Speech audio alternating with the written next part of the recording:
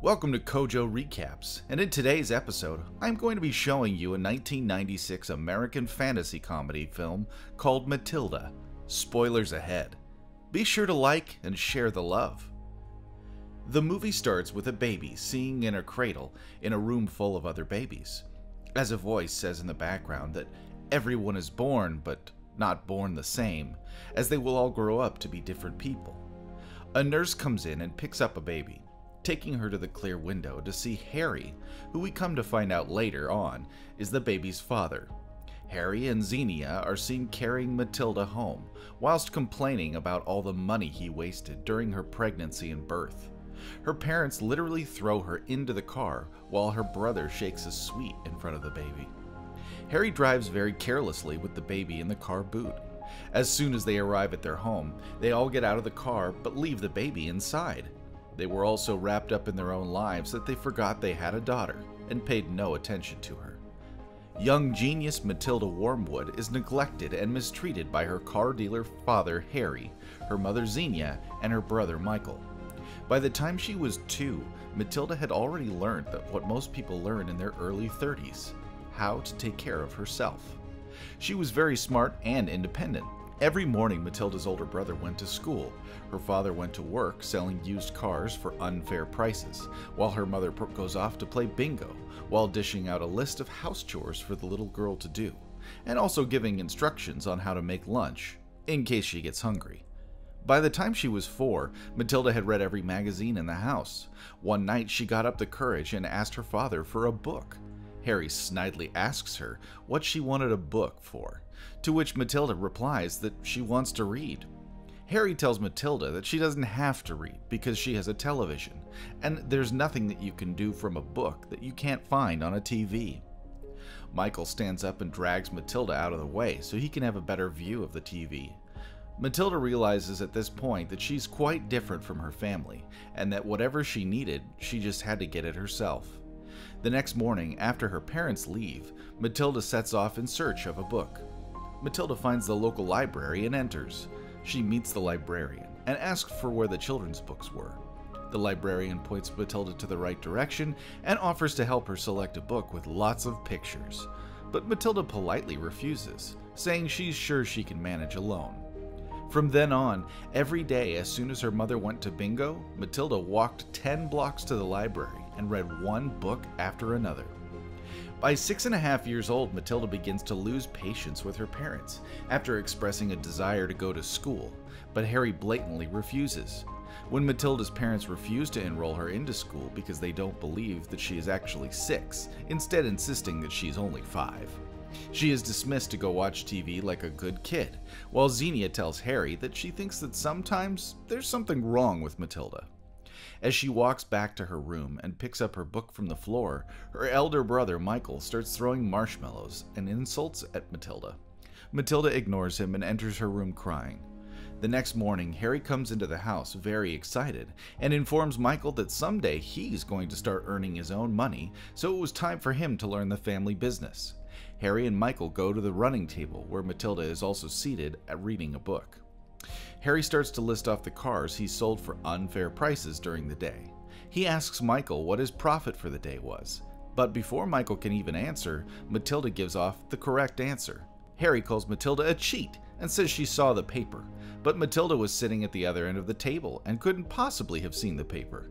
Harry drags Matilda out of the room by her hair and locks her up in her room. Matilda is enraged, and in retaliation for Harry's constant berating, she mixes his hair tonic with hydrogen peroxide and glues his hat to his head.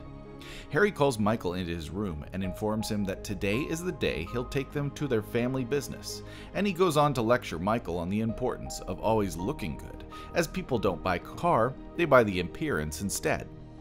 Harry comes out to eat breakfast, and the whole family is shocked, asking him what he's done to his hair. Harry looks in the mirror to see what they are talking about, and when he sees his appearance, he screams from shock and faints. Harry catches Matilda reading Moby Dick, rips it up, and forces her to watch game shows on television. Matilda becomes increasingly enraged until the television explodes. Harry sells a car to Miss Agatha Trunchbull, who was a former Olympian and athlete, but currently the tyrannical principal of Cruncham Hall Elementary School, in exchange for admitting Matilda as a student. At the school, Matilda befriends several children and learns of Miss Trunchbull's nature and her harsh punishments of the students, which had all gone unsanctioned by authorities due to the children's parents not believing their stories. Matilda's teacher, Miss Jennifer Honey, who is Matilda's class teacher, is a kind woman who adores her pupils and takes immediate liking to Matilda. Miss Honey notices the ease with which Matilda answers multiplication questions with large numbers and requests Matilda be moved to a higher class, but Trunchbull refuses. Honey later visits the Wormwoods at home and asks them to pay more attention to their daughter, but they are not interested either. Calling the students to a special assembly, Trunchbull has the whole school watch her forced pupil Bruce Bogtrotter eat an enormous chocolate cake as punishment for allegedly stealing cake from the school kitchen. Matilda leads the students in cheering Bruce to success, and Trunchbull is furious when he manages to succeed without getting sick. Trunchbull gives the whole student body a 5-hour detention for cheering him on. The next day, Miss Trunchbull arrives at the school while her car is acting up, and in a rage locks Matilda in the chokey for believing her father wanting to make a fool out of her by selling her a faulty car. She is later rescued by Miss Honey. Trunchbull then goes to Miss Honey's class for a weekly checkup and starts to belittle the students. As a prank, Lavender puts a newt she captured from the stream in Trunchbull's water jug. Trunchbull accuses Matilda, who in anger at the injustice, telekinetically tips the glass over, splashing the newt onto Trunchbull. After the class, Matilda walks up to Miss Honey and confesses causing the glass to tip over. Miss Honey does not understand what she's saying, but assures Matilda that it was just a mistake and nobody's fault, but Matilda tries to prove what she means by filling up another empty glass with water. She tries to use her telekinesis again, but the glass cup does not comply. Matilda is disappointed, but tells Miss Honey that she really did do it once again. Matilda and Miss Honey soon form a bond, and Honey invites Matilda to a tea at her house. On their way to Miss Honey's house, they walk by Trunchbull's house, and Matilda asks Miss Honey why there was a swing in the compound. She reveals a secret to Matilda. Her mother died when she was 2, and her father Magnus invited his wife's stepsister, Trunchbull, to live with them and look after her, but Trunchbull abused her at every opportunity. Magnus died mysteriously, and his death was ruled suicide when Honey was only 5, and left everything to Trunchbull, who Honey suspects killed him. After seeing Trunchbull leave following an encounter with a black cat, Matilda suggests they go and retrieve Miss Honey's beloved childhood doll, which Miss Honey reluctantly goes along with. Matilda and Honey sneak into Trunchbull's house to retrieve some of her belongings. They explore the house briefly, with Miss Honey experiencing nostalgia from her childhood, but are terrified when they hear Miss Trunchbull returning on her way from the gym due to the faulty car. They overhear her threatening Matilda's father with a lawsuit for selling her a broken car, wherein she senses something is awry. Matilda and Miss Honey desperately evade Trunchbull as she tears through the hallways searching for the intruders and escape from the house just in time. Out of breath and terrified, Miss Honey makes Matilda promise to never enter the house again.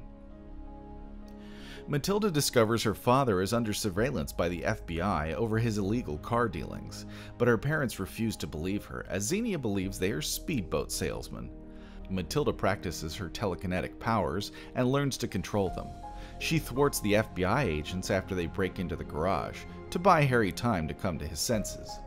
On a windy night, Matilda returns to Trunchbull's house and attempts to scare her out of it, nearly succeeding. She uses her powers to change the time on Trunchbull's clock, open the windows, play with a power line which turns the lights on and off, burn her portrait, and replace it with Magnus's. Convinced that her house is haunted, a terrified Trunchbull almost flees. However, Trunchbull becomes aware of Matilda's presence upon finding her hair ribbon. The next day, Matilda reveals her powers to Miss Honey, but Trunchbull visits the class to make Matilda confess and admit her guilt. Matilda telekinetically writes a message on the blackboard, posing as the vengeful ghost of Magnus, accusing Trunchbull of murdering him, and demanding she leaves after giving his daughter back her house and money, warning that failure will result in her death. Trunchbull attacks the students in a rage, but Matilda protects them, and they force Trunchbull out of the school, who retreats in her car and disappears from their lives forever. Honey moves back into her father's house, with Matilda regularly visiting her. The FBI uncovers enough evidence to prosecute Harry for his dealings, prompting him, Xenia, and Michael to flee to Guam.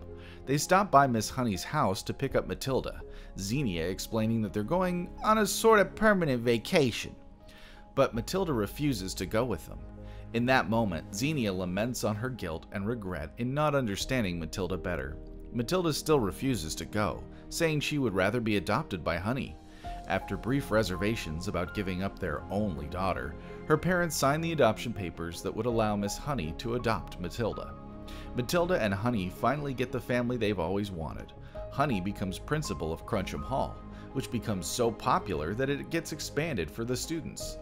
Matilda never has to use her telekinetic powers for defense again, but occasionally uses them for small tasks such as retrieving books from shelves.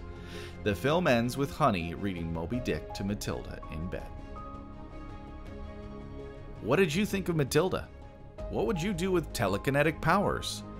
And which film do you want to see us cover next? Thanks for tuning in to Kojo Recaps. Until next time, dear viewer,